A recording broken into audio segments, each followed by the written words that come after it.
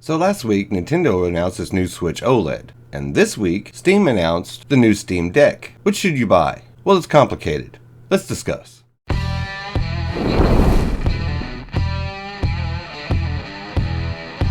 Now, I will apologize in advance if I seem a little out of sorts this week. I'm dealing with a lot of stuff and I'm not actually sleeping well. But I will power through to give you guys my opinion. If you're going to enjoy the video, don't forget to like and subscribe for future Axial GT content. I really do appreciate you watching. With that out of the way, let's get started. Okay, last week I produced this short talking about the Nintendo Switch OLED. Hey Axial, you excited for the new Switch OLED? You mean the Switch old lethargic electronic device? No. Why? It has the same tired modified Tegra X1 chip that was outdated in the original Switch. The same drift-laden Joy-Cons, so you're buying a LAN port, less than 1 inch bigger screen, a little bit more memory so you can hold 3 games instead of 2, and a bigger stand for $50 more than the original Switch. So again, no to the old lethargic electronic device. Oh. Nah, I'm not excited either.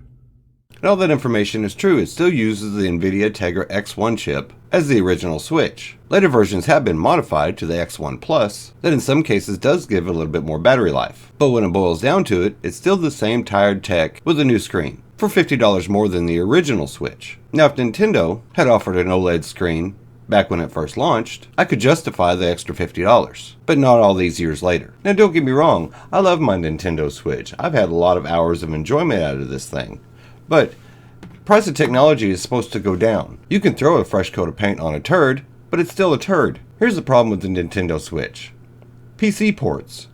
Lately we've been getting a few PC ports on the Nintendo Switch, but without an updated processor, I believe that's going to stop, because the Tegra X1 chip just cannot run it. I even have The Witcher 3 on the Nintendo Switch, but it runs at 720p docked mode and 540p in handheld, and admittedly does not look very good. So if you're after fidelity, that's not the way to go. So who is the Nintendo Switch OLED for? Well, that's for people who don't have a Switch already, because it's definitely not worth the upgrade from the original Switch. And the Switch is great if you enjoy the Nintendo ecosystem, but for everything else, to me it just falls flat. Now just as a side note, on the original Switch, you can install Android onto it, and I would actually love to show you guys how. But Nintendo has a big problem with striking channels if you modify their console, so my apologies for that. Okay, for a short review, how do the Nintendo Switch consoles compare? The Nintendo Switch Lite has a 5.5 LCD screen that runs in 720p using the Tegra X1. The original Switch has a 6.2 LCD touchscreen that's 1080p docked and 720p in handheld using Tegra X1. And the Switch OLED has a 7-inch OLED touchscreen, 1080p docked and 720p handheld, again using the Tegra X1. The only other addition we have is 64 gigabytes of storage compared to 32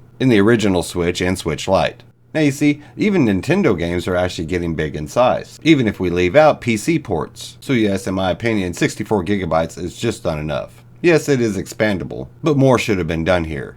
My opinion. Now, switching over to the Steam Deck, things get a lot more exciting. The Valve Steam Deck is coming in December and starting at $400. And the $400 version gets you 64 gigabytes of onboard storage. That yes, is also expandable. Now when it comes to upgrades and expandability, I will get to that and touch on it later. But back to a few of the specs. The deck has 16 gigabytes of DDR5 memory and is powered by the AMD Zen 2 APU. It has 4 cores, 8 threads, and an RDNA 2 GPU with 8 CUs.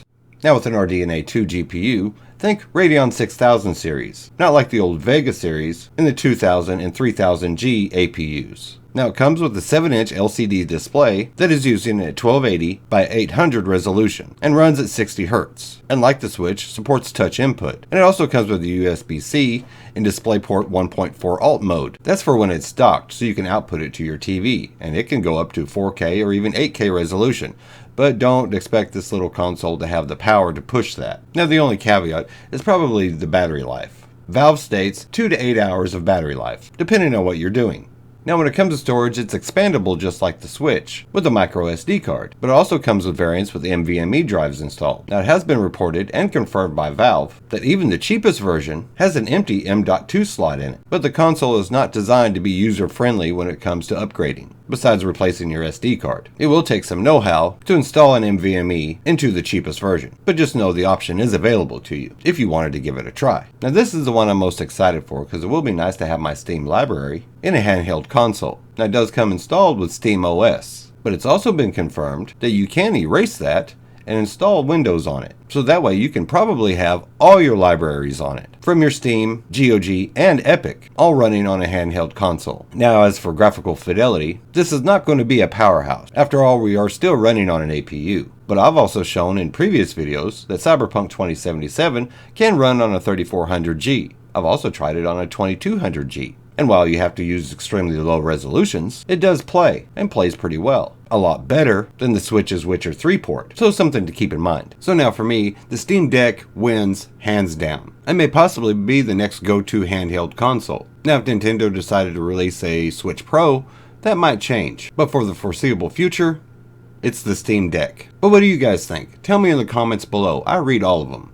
And just for a little explanation, I heart every comment that I read. I get a lot of questions about that, so that's why. Only I can leave the heart. Anybody can leave a like. So that's why I do that, to let you guys know I read all of them. And I do apologize again for the short video. As I said in the beginning, I'm dealing with a lot of stuff, but I still wanted to produce a video for you guys. But if you enjoyed the video, don't forget to like and subscribe for future Axial GT content. I really do appreciate you watching. And until next time, my friends, I am out of here. You all have a good one.